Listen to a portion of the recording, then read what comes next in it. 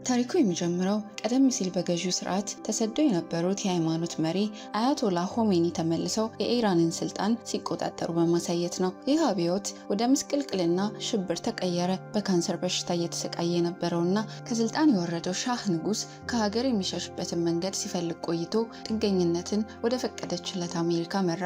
በፈረንጆቹ በ1979 ዓ.ም የኢራን ህዝብ ይህንን በቀላሉ አልተቀበለውም። በኢራን በሚገኘው የአሜሪካ ኤምባሲ ፊት ለፊት ትልልቅ ተቃውሞዎች የተቀሰቀሱ ሲሆን ብቸኛ ጥያቄያቸውም የሻህ ሞት የሚል ነበር። ይህ በእንዲህ እንዳለ በኤምባሲው ውስጥ ያለው ሁኔታ የተረጋጋ በመሆኑ ዲፕሎማቶች ስለ ውጭ ሁከትና ስለ ጥይት መከላከያ መስኮቶች ይቀልዳሉ። ሲቪሎች ቪዛ ለማመልከት በሰልፍ እየተጠባበቁ ነው። ሄሊኮፕተሮች አካባቢውን ይቃኛሉ። በተመሳሳይ ጊዜ አንዳንድ ተቃዋሚዎች አጥር በመውጣት ወደ ግቢው መግባት የቻሉ ሲሆን የውስጥ ቅስቀሳና ዝግጅት ተጀመረ።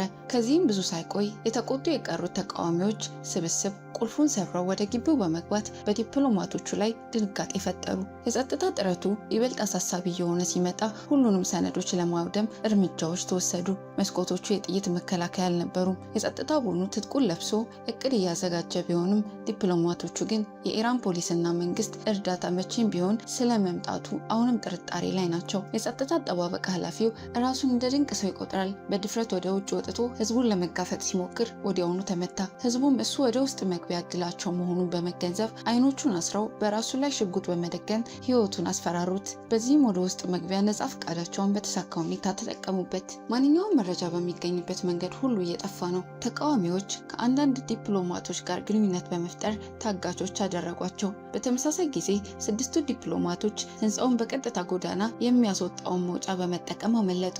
የአሜሪካ መንግስት ስለ ሁኔታው እየተወያየ ሲሆን ሶቪየቶች ቀድሞውኑ ኢራንን ወረው ሊሆን እንደሚችል ይገለጻል። 6 ዲፕሎማቶች ከኤምባሲው ማምለጥ ችለው ወደ ካናዳ አምባሳደር ኬን ቴይለር ቤት መድረሳቸውን የሚገልጽ መረጃ አላቸው። የውጭ ጉዳይ ሚኒስተሩ የሲአይኤ ወኪሎች በኢራን ስላለው የአብዮት ስጋት የሰሩትን ስራ የሚነቅፍ ሲሆን ሻህ ለኢራን አሳልፎ መስጠት እንደማይቻል ይገልጻሉ። ምክንያቱም እሱ ቀድሞውኑ በኬሞቴራፒ ሕክምና ላይ ግማሽ ህይወቱ ያለፈ በመሆኑ ነው። በኤምባሲው የታገቱት የነበሩ ዲፕሎማቶች ወደ ጎን በመተው ማምለጥ በቻሉት ላይ ትኩረት ለማድረግ ተወሰነ። ከ10 ሳምንታት በኋላ በኢራን ስላለው ጭካኔ የሚገለጸው ዜና በመላው ዓለም የተናፈሰ ሲሆን አሜሪካውያን ድጋፋቸውን እየገለጹ ለተጎጂዎች ይጸልያሉ። ቶኪ የስልክ ጥሪ ደረሰው። ወዲያውኑም ከቤቱ ወጥቶ ወደ ሲአይ ቢሮ ይቸኩላል። ከባቢ አየሩ ውጥረት የነገሰበት ሲሆን አለቃው ጃክ ማምለጥ በቻሉት ላይ በማተኮር በኢራን ስላለው ሁኔታ መግለጫ ይሰጠዋል። የአሜሪካ መንግስት ማንኛውንም እርምጃ ለመውሰድ በጣም ፈርቶ ባለበት ወቅት የካናዳ የውጭ ጉዳይ ሚኒስትር የቴይለር የራሱ ደህንነት ስጋት ላይ በመውደቁ አገሪቱን ለቆ እንዲወጣ ይፈልጋል። ጃክ በኤምባሲው ከነበሩት ጥቂት ብልህ ሰዎች እዚያ የሰሩ የነበሩትን 2 ፎቶ የያዘውን መጽሐፍ አስቀምጦ ሊሆን ይችላል በሚል ተጨንቋል። ኢራውያን የተቀደዱ ሰነዶችን እንደገና ለመቀጣጠል እየሞከሩ ነው። ይህም ያመለጡ ሰዎች መኖራቸውን ሊያውቁ የሚችሉበት ትልቅ አደጋ ይፈጥራል። መንግስት ሲአይኤን ለነፍስ አድን ተልከው እንደ አማካሪ እንዲሆን ይፈልጋል። ይህም ቶኒን ግራ ያጋባዋል። ስብሰባው በመንግስት አባላት ይካሄዳል። ያመለጡት 6 የኤምባሲው ዲፕሎማቶች ለተገኘው አካል ይተዋወቃሉ። የመንግስት አባላት በመንገድ መዘጋጋት ምክንያት መኪናዎችን መጠቀም ስለማይችሉ ብስክሌት የመጠቀም እቅዳቸውን ያቀርባሉ። ይህንን ሲሰማ ቶኒ ይገረማል እና የመለማመጃ ተጨማሪ የተሽከርካሪ ጎማዎችን ጭምር አብሮ መላክ የተሻለ መሆኑን በፌዝ መልክ ይጠቁማል። ሊሸፈን የሚገባው ርቀት 300 ማይል በመሆኑ የጎማ ፓምፕ የያዘ የድጋፍ ቡድን እንደሚያስፈልጋቸው በመግለጽ ይህንን ሀሳብ ይነቅፋል። ተሳታፊዎቹ የእሱን ብቃት ይጠራጠራሉ። ነገር ግን ጃክ ከተልዕኮ የማስወጣት ስራዎች ላይ ኤክስፐርት እንደሆነ ያስተዋውቃቸዋል። አብዮተኞቹ በቅርቡ ስለጠፉ ዲፕሎማቶቹ ስለሚያውቁ ጊዜ እንደሌላቸው ቶኒ ያስረዳል። ከዚህ በኋላ ሌሎች አማራጮች ቢወያዩም ለአፍቶ ቶኒ አንዳቸውም ትርጉም የማይሰጡ በመሆናቸው ይቃወማል። ተልዕኳቸውን ካለማሳካት ጋር በማነጻጸር እንደዚህ ያሉ ተልዕኮዎች ቀጥተኛ ጣልቃ ገብነት እንደሚያስፈልጋቸው ያስረዳል። አሜሪካም ሆነች ኢራን ፍላጎታቸውን ያቀርባሉ። በጉዳዩ ላይ ያላቸውን አስተያየት በመግለጽ ይቃወማሉ። በተመሳሳይ ጊዜ ኢራውያን የተቀደዱ ሰነዶችን መልሰው የማገናኘት ጥረታቸውን ስኬታማ እየሆነ መጥቷል። ቶኒ ከልጁ ጋር በስልክ እየተነጋገረ ባለበት ወቅት በመንግስት አባላት ስብሰባ ላይ በአስቸኳይ ሊያቀርቡ የሚችል ሀሳብ በአእምሮ መጣ። በስብሰባው ላይ ቶኒ በመካከለኛ ምስራቅ በኢራን ለየት ያለ ቦታ የሚፈልግ የካናዳ የፊልም ፕሮዳክሽን ቡድን በማስመሰል የሐሰት እቅድ ያቀርባል። አባላቱ ያመነታሉ እና የፊልም ፕሮዳክሽን ማጭበርበር ይቻላል የሚለውን ይጠራጠራሉ።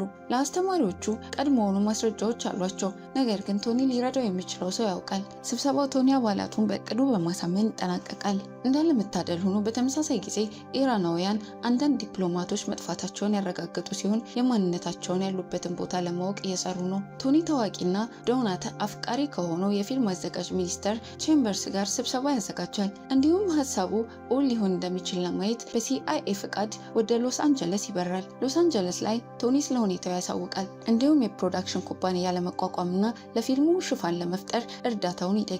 ምንም ነገር ሳታደርግ እንደ ትልቅ ሰው በመሆን ወደ ሆሊውድ መምጣት ትፈልጋለህ? ልክ ቦታህ ነህ። ስለ ዲፕሎማቶቹ ሚና ይወያያሉ እና ሚስተር ቼምበር የሽፋን ታሪኩ አሳማኝ እንዲሆን ቶኒ ስክሪፕትና አዘጋጅ እንደሚያስፈልገው ይጠቁማል። ሚስተር ቼምበር ቶኒን ሌስተር ከተባለ ታዋቂ የፊልም አዘጋጅ ጋር ወደሚደረግ ስብሰባ ይወስደዋል። እቅዳቸው ያስቀዋል። ሌስተር ይህንን የማሳካት እድል ወደ ዜሮ የተጠጋ መሆኑን ቢገልጽም አብሮ ለመቀጠል ይስማማል እና ለስክሪፕቱ የሚሆን ሀሳቦችን ማዘጋጀት ይጀምራሉ። በዚህም ጊዜ የቤት ሰራተኛዋ የቴይለር ሚስት ከካናዳ የመጡት ጓደኞቿ አሜሪካውያን መሆናቸውን በመጠራጠር ለምን መቼም ከቤት እንደማይወጡ ጠይቃታለች። ቶኒ ሊሆን በሚችሉ ስክሪፕቶች ላይ እየሰራ ባለበት ወቅት ከጃክ ስልክ ይደርሰዋል። እሱም 72 ሰዓታት ብቻ እንደቀሩት ያሳውቀዋል። ካልሆነ ግን መንግስት ሌላ አማራጭ ይመርጣል። ስልኩን ከዘጋ በኋላ ቶኒ ስክሪፕቶችን እየተመለከተ ሳለ አርጎ የተባለ የሳይንስ ልቦለድ የጀብዱ ፊልም ያስተውላል። ለማስተር ቼምበር እና ለሌስተር ያሳያቸዋል። ሌስተር ቶኒን ወደ ስክሪፕት ጸሐፊው ስብሰባ ይወስደዋል። እዚያም ያቀረቡለትን ጥያቄ ውድቅ ያደርገዋል። ምክንያቱም ሌሎች 4 እጥፍ እየከፈሉት በመሆኑ ነው። ነገር ግን ከሌስተር ጥቂት ቁልጭ ያሉ ቃላት በኋላ ስምምነቱ ባነሰ ገንዘብ ጭምር ይቀበላል። ሌስተር በንግግር ጥበብ የተካነ ሰው ነው። በሚቀጥለው ቀን ቶኒ ከጃክ ጋር በስልክ ይገናኛል። እሱም የኢራን አየር ማረፊያ ደህንነት እየጠነከረ መሆኑንና ጥልቅ የጀልባ ምርመራ ማካሄድ የማይቀር መሆኑን ያሳውቀዋል። ቶኒ በፕሮዳክሽኑ ላይ ለመስራት ተጨማሪ ጊዜ ይጠይቃል። ነገር ግን ጃክ ተስፋ አይሰጠውም እና ጊዜ እንደሌለ ይነግረዋል። ከዛ በኋላ ቶኒ፣ ሌስተር እና ሚስተር ቼምበርስ ትልቅ የሆሊውድ የፕሬስ ዝግጅት ያዘጋጃሉ። በዚህም ለፊልሙ የበለጠ ትኩረት ይስባል። በተመሳሳይ ጊዜ ኢራን ከአሜሪካ ኤምባሲ ውስጥ ይሰሩ የነበሩትን ሰዎች ዲፕሎማቶች መሆናቸውን የሚያሳይ ምንም አይነት ማስረጃ የለም በማለት መግለጫ ትሰጣለች። እንዲሁም ሰላዮች እንደሆኑ ትጠራጠራለች። አሜሪካንና ሲአይኤን አሸባሪዎች በማለት ይጠሯቸዋል። እንዲሁም አሁን ሻ እንዲመለስ መሻታቸውን ይቀጥላሉ። መግለጫው በታጋቾች ላይ ችሎት መጀመሩን በሚገልጹ ዛቻዎች ይጠናቀቃል። የፕሬስ ዝግጅቱ ስኬታማ ነበር። አይኖች በፊልማቸው ላይ ናቸው። አርጎ በመጽሔቶች ላይ ወጥቷል። ፖስተሮችም በጎዳናዎች ላይ ተለጥፈዋል። ወሬው ተሰራጭቷል። ይህም ሌላ የታማኝነት ደረጃን ሰጥቷቸዋል። ይህም ኢራንን ለማሳመን በቂ እንደሚሆን ተስፋ ይደረጋል። ቶኒ የተመዘገበውን እድገት ለመንግስት ለማቅረብ ዝግጁ ሆኖ ከሎስ አንጀለስ ጉዞውን ይመለሳል። ስብሰባው ወዲያውኑ ወደ መጥፎ አቅጣጫ ያመራል። መንግስት ሀሳቡን የማይረባ ሆኖ አግኝቶታል። ቶኒና ጃክ ወደ ኋላ አያፈገፍጉም። መጥፎ ሀሳቦችን ብቻ እንዳሉና እነሱ ግን ቀድሞውኑ ምርጡን መጥፎ ሀሳብ እንደመረጡ ያስረዳሉ። ቶኒና ጃክ ምን ያህል ታማኝና ተስፋ ያልቆረጡ መሆናቸውን በማየት መንግስት በመጨረሻ ፍቃዱን ይሰጣል። እንዲሁም ለአርጎ ማረጋገጫ ይሰጣል። ጃክ ቶኒን ወደ አየር ማረፊያ ወስደዋል እና ከተያዘ ሲአይኤ የእሱ መሆኑን እንደማይገልጽ ያስታውሰዋል። በረራውን ከመውሰዱ በፊት ቶኒ ለልጁ የልደት ቀኑን በማለፉ ይቅርታ የሚጠይቅና ምን ያህል እንደሚወደው የሚገልጽ ደብዳቤ ይጽፍለታል። ይህ በእንዲህ እንዳለ 6ቱ ያመለጡ ሰዎች አሁንም ተአምር እየተመኙ ለህይወታቸው ይሰጋሉ። የኢራን ወታደሮች እነሱን ፍለጋ በጎዳናዎች ላይ በሚዘዋወሩት ወቅት ሁኔታው ይበልጥ እየተወጣጠረ ይሄዳል። የቶኒ የጉዞ መጀመሪያ ማቆሚያ የቱርክ ዋና ከተማ ኢስታንቡል ስትሆን እዚያም በኢራን ስላለው ሁኔታ የሚያውቅና መረጃ የሚሰጠው የብሪታንያ ወኪል ያገኛል። የኢራን የድንበር ደህንነት ስርዓት እንዴት እንደሚሰራና እዚያ ሲደርስ ምን ማድረግ እንዳለበት ጠቃሚ ግንዛቤ ይሰጠዋል። ቶኒ በኢራን ቆንስላ ቪዛ ለማግኘት ያመለክታል። በተረጋጋ ሁኔታ ይንቀሳቀሳል እና ያለምንም ችግር ቪዛውን ያገኛል። ቶኒ በመጨረሻ ወደ ኢራን ያመራል። እንዲሁም የድንበር ቁጥጥሩን በቀላሉ ያልፋሉ። የመጀመሪያ ማቆሚያው የባህልና የመመሪያ ሚኒስቴር ነው። ወደዚያ በሚወስደው መንገድ ላይ ኢራንን የገጠማትን ጨካኝ እውነታ ይመሰክራል። ትልልቅ ተቃውሞዎች፣ ምስቅልቅል ያለ ነገር፣ ፍርሃት፣ በህዝቡ ፊት መሰቀልና ሽብር በጎዳናዎች ላይ ሁሉ ነግሷል። በሚኒስቴሩ ውስጥ ቶኒ የፊልም ቡድኑ ራሱን ብቻ የያዘ እንደሆነ ይጠይቃል። ቶኒ ከካናዳ የመጡ ሌሎች 6 ሰዎች እንደሚኖሩ ይናገራል። ሊቀረጽባቸው ስለሚችሉ ቦታዎች ውይይት ይደረጋል እና እሱ የፊልሙ ፕሮዳክሽን ሰነዶችን ለግምገማ ያቀርባል። ቆየት ብሎ ቶኒ ለ6ቱም ያመለጡ ሰዎች የካናዳ ፓስፖርቶችን ካዘጋጀ ቴይለር ጋር ይገናኛል። ፓስፖርቶቹ አሁንም ማህተብ ያስፈልጋቸዋል። እንዲሁም የኮብላዮቹ ማንነት መታወቅ አለበት።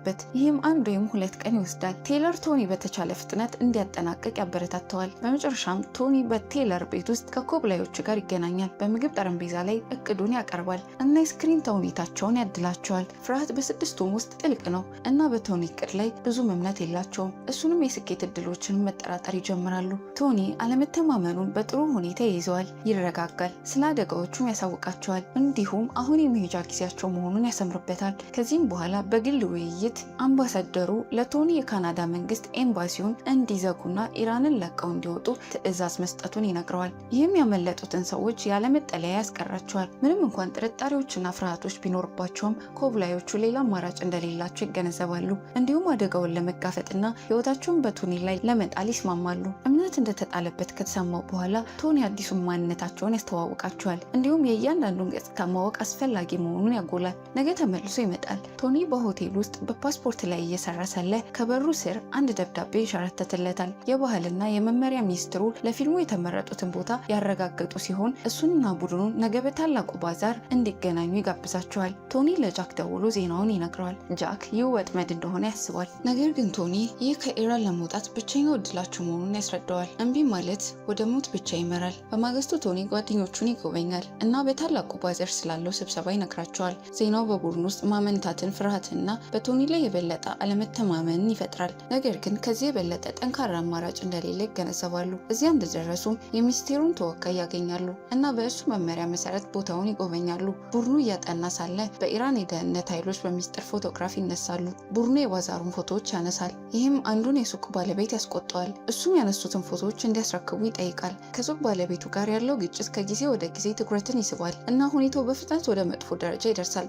ሬዛ ጉብኝቱን እንዲያቆሙ ይረዳል። እነሱም ያደርጉታል። በተመሳሳይ ጊዜ የኢራን ወታደሮችን የያዘ መኪና በቴለር ቤት ፊት ለፊት ይቆማል።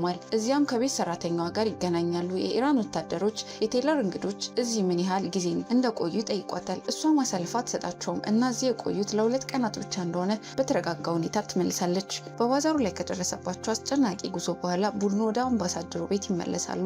እሱ ቶኒን ነገ ለመነሳት ዝግጁ መሆናቸውን ይጠይቀዋል። ቶኒም ይስማማል። ሁሉም ሰው ከተረጋጋ በኋላ ቶኒ ቡድኑ እንደገና አዘጋጃቸዋል። በድንበር ቁጥጥር ላይ ምንም አይነት ጥያቄዎች ሊጠይቁ እንደሚችሉ ይወያያሉ። እንዲሁም ስለ ማንነታቸው ያላቸውን እውቀት ያድሳሉ። በዋይት ሀውስ የሰራተኞች ዋና አዛዥ ይህንን አጠቃላይ የፊልም እቅድ በማጽደቃቸው ግራ ተጋብተዋል። ቶኒ ከጃክ ስልክ ይደርሰዋል። እሱም መንግስት የታጋቾቹን ወታደራዊ ነፍስ አድን እቅድ እያዘጋጀ መሆኑንና የአርጎ እቅድን እየሰረዙ መሆኑን ያሳውቀዋል። የመንግስት ባለስልጣናት ሀሳባቸውን ቀይረዋል። ቶኒ ደንግጧል፣ ምክንያቱም ዲፕሎማቶቹን ከኢራን ለማስወጣት አንድ እርምጃ ብቻ ነው የቀረው። ነገር ግን ጃክ አቅም የለውም እና ቶኒ ትዕዛዞቹን እንዲከታተል ይጠይቃል። ከንግግር በኋላ ቶኒ ብቻውን ተቀምጦ መንግስት እሱን ለማስቆም በወሰነው ውሳኔ ተበሳጭቷል። ከቡድኑ አባላት አንዷ ገብታ ለቶኒ ሌላ ምርመራ ዝግጁ መሆናቸውን ስትናገር እሱ ምንም እንዳልተፈጠረ በማስመሰል ዝግጁ መሆናቸውንና ዘና እንዲሉ ይነግራታል።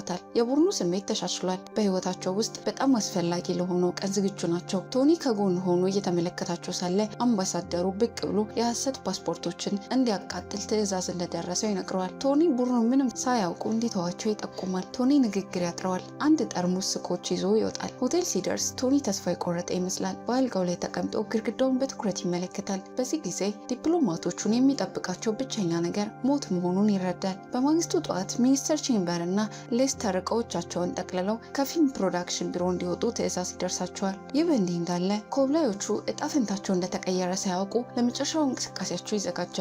በሆቴሉ ውስጥ ቶኒ ተልእኮውን ለማስቀጠል ቆርጧል። 6 ሰዎችን በድንገት መተው አይችልም። ለጃክ ደውሎ ከበላይ የሚመጡትን ትዕዛዞች ሁሉ በመቃወም ስራውን ሊያጠናቀቅ መሆኑን ይነግረዋል እና ስልኩን ይዘጋል። ጃክ ወደ ባልደረባው እየተጣደፈ በመሄድ ከቴህራን የሚወጡ 7 ትኬቶች እንደገና መስተካከል እንዳለባቸው ይነግረዋል። ነገር ግን ከበላይ ምንም አይነት ፍቃድ ስለሌለ ውድቅ ይደረጋል። ቶኒ ወደ አምባሳደሩ ቤት ደርሶ የ6ቱን ቡድን ይወስዳል። ይህ በእንዲህ እንዳለ ጃክ ተቆጥቷል። ወደ አለቃው እየተጣደፈ ይሄዳል። ከሚካሄደው ስብሰባ ላይ ጎትቶ ያወጣዋል። እንዲሁም የመንግስታትን ፍቃድ ለማግኘት የሚችለውን ሁሉ ማድረግ እንዳለበት ይነግረዋል። በዚህ ጊዜ ቶኒና ቡድኑ ወደ አየር ማረፊያ በመጓዝ ላይ ናቸው። ቴይለር እና ባለቤቱ እየለቀቁ ነው። ጃክ የትኬቱን ችግር ለመፍታት በሲአይኤ ቢሮ ውስጥ የሚችለውን ሁሉ እያደረገ ባለበት ወቅት ነገሮች ወደ መጥፎ ደረጃ ይደርሳሉ። ቶኒ ለደፋር ቡድኑ የመጨረሻውን ዝግጅት ይሰጣል። ስሜቶች ከፍ ብለዋል እና ሁሉም ሰው በጣም ቁም ነገር ላይ ነው። በግፊቱ ስር ሊሰበሩ አይችሉም፣ ካልሆነ ግን ይገደላሉ። ቡድኑ በመጨረሻ አየር ማረፊያ ሲደርስ ምዝገባ ይጀመራል። የአየር ማረፊያው ሰራተኛ በእሱ ስም ምንም አይነት ቦታ መያዣ እንደሌለ ትነግረዋለች። ቶኒ መረጋጋቱን ጠብቆ እንደገና እንድታረጋግጥ በትህትና ይጠይቃታል። በነገራችን ላይ ጃክ በመጨረሻ ከተልእኮ ጋር ለመቀጠል ከዋይት ሀውስ አረንጓዴ መብራት ያገኛል። እንዲሁም ትኬቶችን በተቻለ ፍጥነት ያረጋግጣል። ለቡድኑ እድል ሆኖ ሰራተኛው በሁለተኛው ፍተሻ ወቅት የቦታ መያዣቸውን ታገኛለች። ይህ በእንዲህ እንዳለ የኢራን ኃይሎች ከኮብላዮቹ የተቀደዱ ፎቶዎች አንዱን መልሰው አቀናጅተዋል። በአየሩ ማረፊያ ውስጥ ቡድኑ የድንበር ፍተሻ ይደረግበታል። ይሰጣል። የመውረጃ ካርዶችን መመርመርን የሚያካትተውን የመጀመሪያውን ደረጃ በተሳካ ሁኔታ አልፈዋል። ቶኒ በጭራሽ ባልነበሯቸው የመውጫ ወረቀቶች ምክንያት በሚቀጥሉት የፍተሻ ጣቢያ ላይ ችግሮች እንደሚያጋጥሟቸው ያውቅ ነበር። በመጨረሻም የድንበር ቁጥጥር የጠፉትን ወረቀቶች አግኝቶ መመርመር ይጀምራል። በተመሳሳይ ጊዜ የኢራን ኃይሎች ያቀናጁትን ፎቶ በባዛሩ ላይ ካነሷቸው የቡድኑ ፎቶዎች ጋር ያነጻጽራሉ። ከኮብላዮቹ አንዱን ይለያሉ። የድንበር ቁጥጥር ወደ ሀገር ውስጥ ስለመግባታቸው ምንም አይነት ማስረጃ ማግኘት ባለመቻሉ ምርመራ ይጀምራሉ። ከሚኒስትሩ የተሰጠውን ደብዳቤ ያቀርባሉ እና ለእነሱ እድል ሆነ። የድንበር ቁጥጥሩን ለማሳመን በቂ ይሆናል። ወደ መጨረሻው የፍተሻ ጣቢያ ያመራሉ። ፓስፖርቶቻቸው ተፈትሸው ወደ አውሮፕላን እንዳይገቡ ይከለክሏቸዋል። ለተጨማሪ ምርመራ ወደ ተለየ ክፍል ይላካሉ።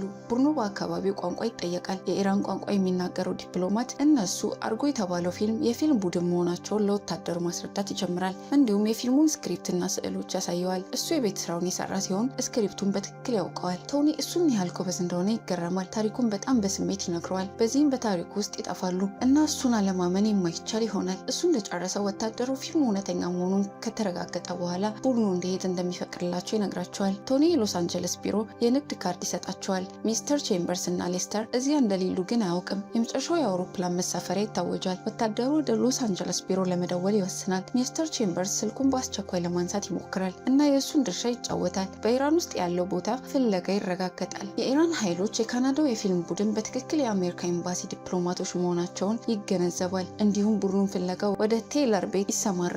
በአየር ማረፊያ ውስጥ ቡድኑ እንዲነሳና በቀጥታ ወደ በሩ እንዲያመራ ይፈቀድለታል። እነሱ የመጨረሻዎቹ ናቸው እና ጥቂት ጊዜ ነው የቀራቸው። ኢራናውያኑ በአምባሳደሩ ቤት ማንንም ሰው አያገኙም።